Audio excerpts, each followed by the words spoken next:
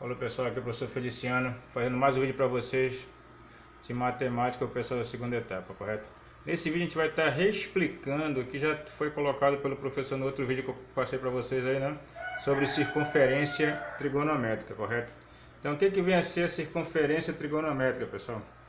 A circunferência trigonométrica, ela é uma circunferência, como essa que eu desenhei aqui, né? De raio unitário, certo? O que é o raio da circunferência? Essa distância que vem do centro até o círculo aqui, certo? Essa distância aqui vale 1, certo? Raio unitário. Nessa circunferência a gente vai marcar o ponto A, que é bem aqui, o ponto B, mais aqui, o ponto C e o ponto D, correto?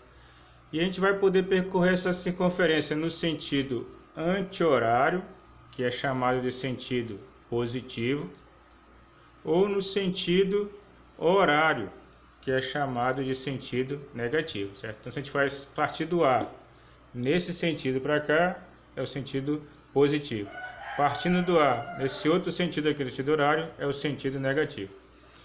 Ela é colocada em dois eixos, essa circunferência, no eixo Y, na vertical, e no eixo X, na horizontal. Esses eixos dividem a circunferência em três quadrantes: o primeiro quadrante, o segundo quadrante, o terceiro quadrante e o quarto quadrante, certo? Então a circunferência trigonométrica ela é formada por quatro quadrantes. O primeiro quadrante aqui, entre o A e o B, né? O segundo quadrante entre o B e o C, o terceiro quadrante entre o C e o D, e o quarto quadrante entre o D e o A, correto? Então essa aí é as primeiras informações sobre a circunferência trigonométrica. Vou dar uma parada aqui para te apagar o quadro e continuar. Bem, dando continuidade, no círculo trigonométrico a gente pode marcar alguns arcos que são os arcos mais importantes, correto? Partindo do ponto A até aqui no ponto B, nós temos um arco AB que é chamado, representa π sobre 2, correto? Ou seja, de A até B nós temos 90 graus, né, que equivale a π sobre 2, certo? De A até o C,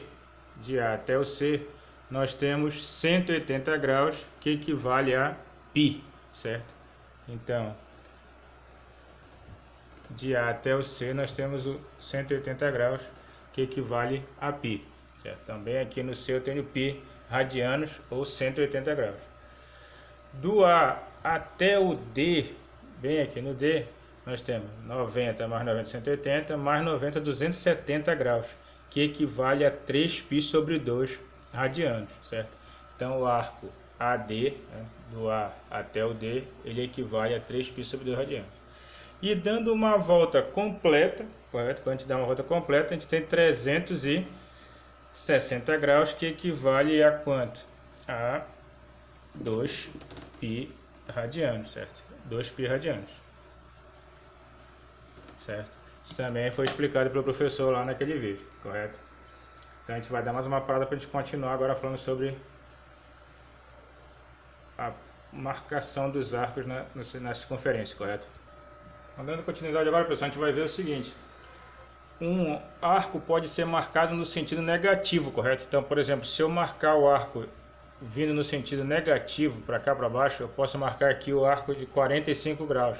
Só 45 graus no sentido negativo. Então, esse arco aqui, ó, do A até o P, equivale a menos 45 graus, que é a mesma coisa que menos π sobre 4, certo? Então, se eu vier nesse sentido aqui, eu posso marcar um arco negativo. Agora, no sentido positivo, além da primeira marcação de um arco, por exemplo, nesse sentido positivo aqui eu marquei o arco de 60 graus, certo? Na primeira volta ele vale 60 graus. Agora, se eu der uma volta completa, certo? E parar de novo no mesmo ponto, eu já não vou mais ter 60 graus, eu vou ter o quê? 360 de uma volta, mais 60 graus, o que vai equivaler a quanto? A 420 graus, certo? Então, nesse mesmo ponto aqui, na primeira volta eu tenho um arco de 60 graus, e na segunda volta eu tenho um arco de quanto? Um arco de 420 graus, que equivale também a 7π sobre 3 radianos, certo? Então, o mesmo ponto na circunferência, ele pode indicar infinitos arcos, tanto no sentido positivo quanto no sentido negativo, como a gente viu aqui o de menos 45, correto? Então, o mesmo ponto pode equivaler a infinitos arcos na circunferência trigonométrica, correto? Mas isso vai ser melhor explicado no vídeo que o professor vai falar para vocês, que eu vou colocar para vocês semana que vem, em que o professor vai estar falando sobre os arcos côngruos, correto? E depois desse vídeo a gente vai também fazer mais um vídeo reexplicando também sobre arcos côngruos, falou? Não esqueçam de copiar no caderno e a gente se vê na próxima. Fique com Deus aí, valeu!